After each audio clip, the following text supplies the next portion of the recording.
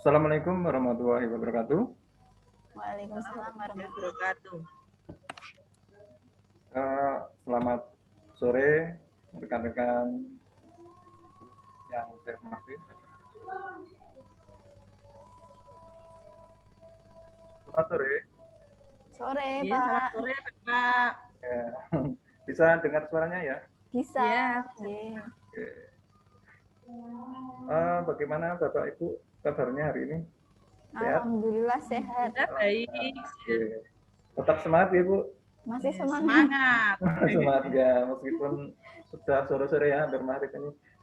Langsung saja saya akan mencoba untuk mempresentasikan apa yang saya tahu sedikit demi sedikit. Mudah-mudahan ini bermanfaat untuk kita semua dan untuk kemajuan pendidikan ke depannya.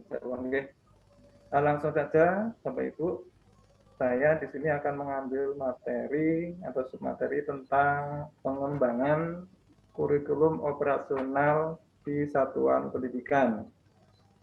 Saya mengambilnya prinsip pengembangan kurikulum operasional pendidikan. Nah, sebelum masuk ke materi, apakah Bapak Ibu tahu apa itu arti dari kurikulum operasional di satuan pendidikan? Halo. Halo, disusun oleh satuan pendidikan, Pak. Oh ya, ada lagi Bu? Bisa mungkin Bu Tri Kalimah bisa menambahkan? Pendidikan, pada pendidikan.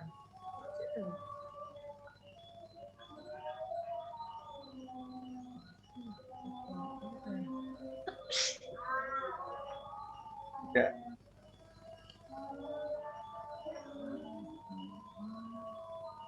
Atau Bu Rifah bisa menambah lagi Bu Rifah?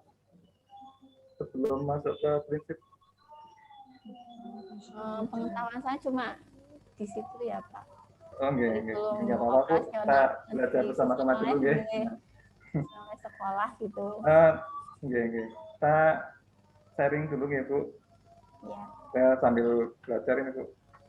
Tahu saya itu kurikulum dulu ya. Kurikulum secara garis besarnya adalah seperangkat rencana dan pengaturan mengenai tujuan, isi, dan bahan pelajaran serta cara yang digunakan sebagai pedoman penyelenggaraan kegiatan pembelajaran untuk mencapai tujuan pendidikan tertentu. Itu menurut Undang-Undang Diknas tahun 2003. Nah, kemudian kurikulum operasional di satuan pendidikan itu berisi atau memuat seluruh rencana proses yang diselenggarakan di satuan pendidikan sebagai pedoman seluruh penyelenggara pembelajaran. Nah, kurikulum pengembangan kurikulum operasional itu mempunyai beberapa prinsip ya, diantaranya akan saya coba untuk memperjelas. Yang pertama adalah berpusat pada peserta didik. Dalam artian pembelajaran harus memenuhi potensi, kebutuhan, perkembangan dan tahapan belajar serta kepentingan peserta didik. Saya ulang lagi, pembelajaran harus memenuhi potensi, kebutuhan perkembangan dan tahapan belajar serta kepentingan peserta didik. Itu harus ada ya. Kemudian profil pelajar Pancasila selalu menjadi rujukan pada muatan tahapan dalam penyusunan kurikulum operasional sekolah. Nah, profil belajar Pancasila itu memuat, kalau tidak salah itu ada 6 ya. Yang pertama bertakwa kepada Tuhan Yang Maha Esa. Kemudian apa lagi? Mandiri ya, berpikir kritis, kreatif, gotong royong, kemudian kebinekaan global. Nah, itu menjadi rujukannya ya. Kemudian yang kedua adalah kontekstual. Kontekstual artinya menunjukkan kekhasan dan sesuai dengan karakteristik satuan pendidikan, konteks sosial, budaya, dan lingkungan, serta dunia kerja dan industri. Artinya menunjukkan kekhasan dan sesuai dengan karakteristik suatu pendidikan itu diharapkan sesuai dengan konteks. Konteks itu ya ciri khas dari satuan pendidikan. Kelebihannya apa, keunikannya apa dibandingkan dengan sekolah lain. Ya. Kemudian konteks sosial, budaya, dan lingkungan serta dunia kerja. Saya yakin di setiap sekolah itu beda-beda, ya, mempunyai karakteristik latar belakang yang berbeda-beda. Nah, prinsip kontekstual yaitu artinya seperti itu. Jadi punya ciri khas sendiri-sendiri, Bu, tersendiri.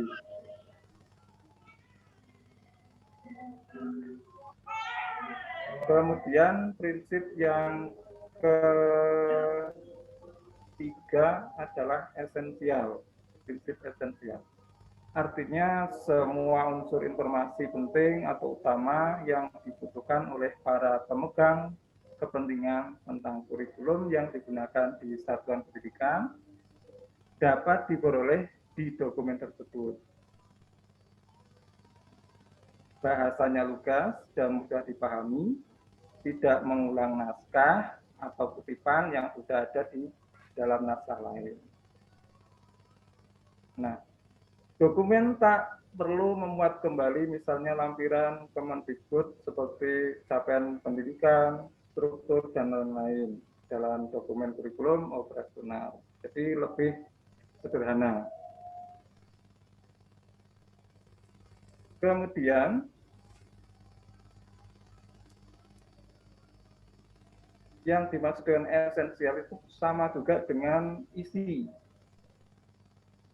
Misalnya dalam kurikulum di satuan pendidikan itu dapat dilihat isinya apa saja, hal-hal apa saja yang akan dioptimalkan, ditonjolkan kelebihannya, diutamakan yang apa. Misalnya budayanya di sini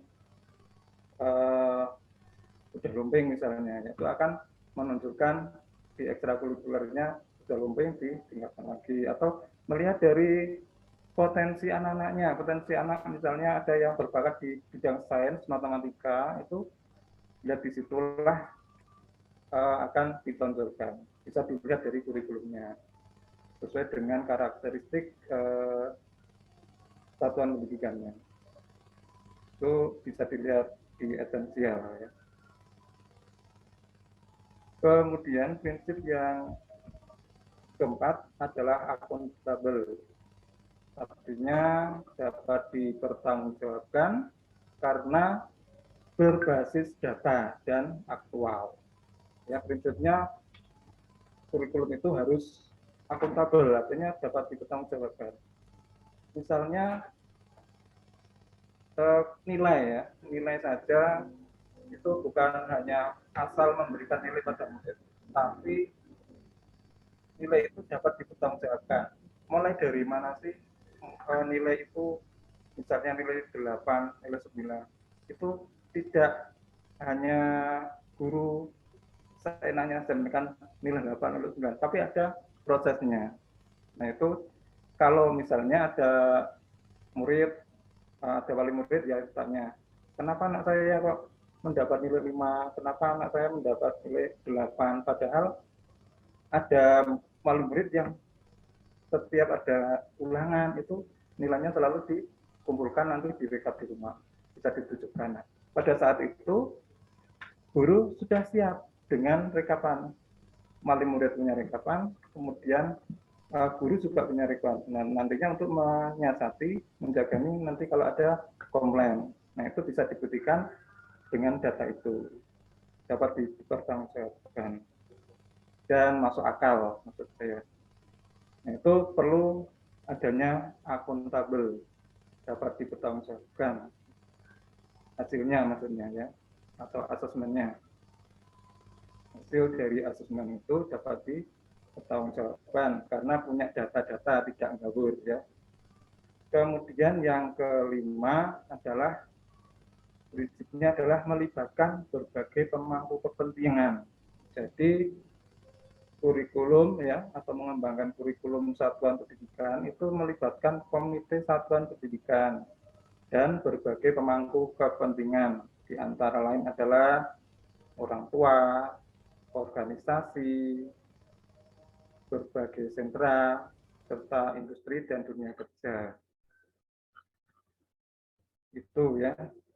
Jadi melibatkan berbagai pemangku kepentingan.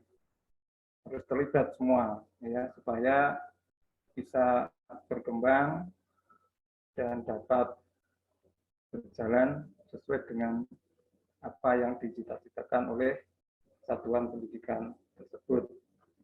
Ya, jadi harus ada kolaborasi, ada kerjasama ya. Jadi misalnya kerjasama dengan kepolisian, Ramil, Mas, Posyandu ya, dan tokoh masyarakat yang ada di sekitarnya, bahkan bekerjasama juga dengan sekolah-sekolah terbuka itu untuk membangun ya supaya lebih maju, bisa sharing bersama, bisa saling melengkapi. Gitu.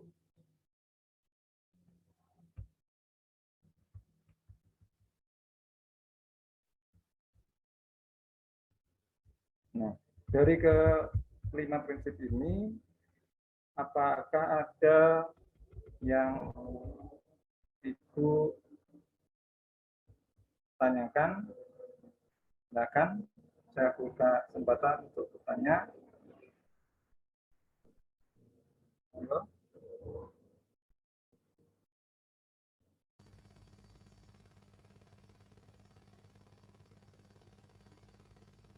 Halo, Bu Lipa. Nggih. Bu Halimah dulu mungkin. Bu Halimah, ya.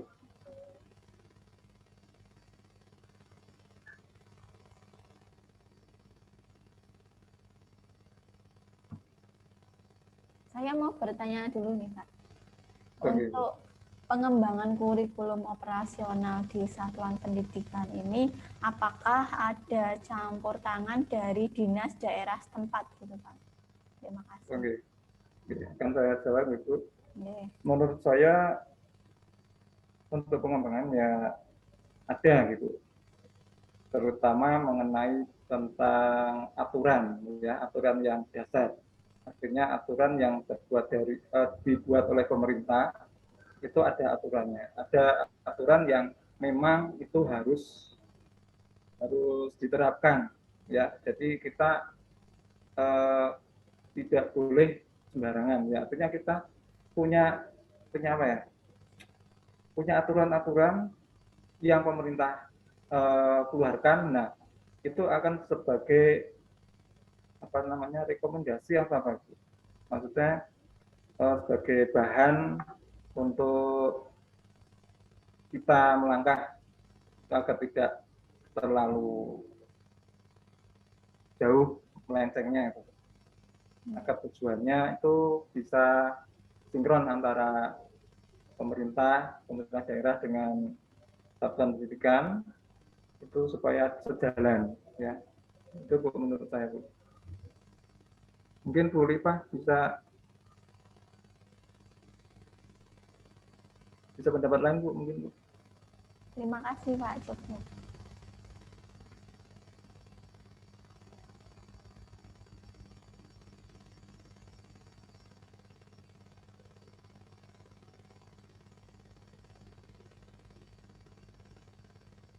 Halo. Dari saya cukup, Pak. Oh, cukup. Dari Bu Sri Kalimah.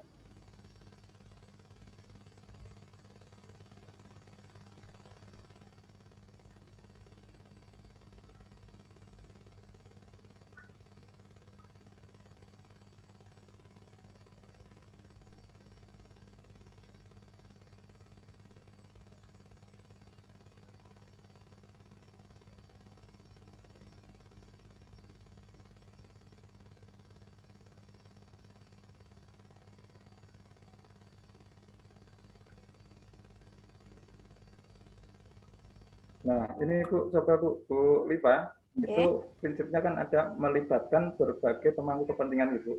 Nah, ini keterangannya bisa Ibu lihat, ya. Kalau saya katakan, ya, pengembangan kurikulum satuan pendidikan itu melibatkan komite satuan pendidikan dan berbagai pemangku kepentingan antara lain orang tua, organisasi, terus berbagai sentra industri itu maksudnya ya mungkin yang untuk SMK Bu, sentra industri dan dunia kerja itu yang untuk SMK, sedangkan untuk yang SD mungkin tidak ini ya, tidak ada yang sentra industri dan dunia kerja karena masih dalam sekolah jenjang sekolah dasar Bu. Itu Bu.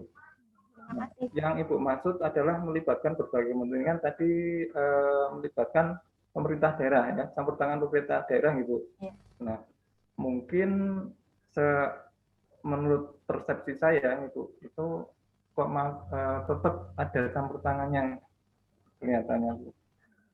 Terkait dengan aturan-aturan mungkin Bu. Kalau ke dalamnya itu sudah masuknya ke ranah internal sekolah. Yang campur tangannya itu maksudnya hanya sebatas dengan aturan-aturan. Ya, itu Bu, mungkin Bu. Ada yang perlu ditanya lagi Bu? Mungkin yang apa? Kontabel tadi sudah ya. Ya Pak, langsung aja Pak.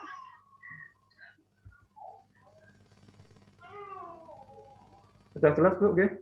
Oke, kalau sudah jelas, makanya bisa dilanjutkan lagi di WA atau grup kita, Ibu. Kita saling share, saling tukar pendapat, tukar pikiran, Ibu. Kalau sudah tidak ada, sudah cukup. Saya akhiri sampai di sini dulu. Bisa disambung di lain waktu. Saya akhiri. Wassalamualaikum warahmatullahi wabarakatuh. Waalaikumsalam warahmatullahi wabarakatuh.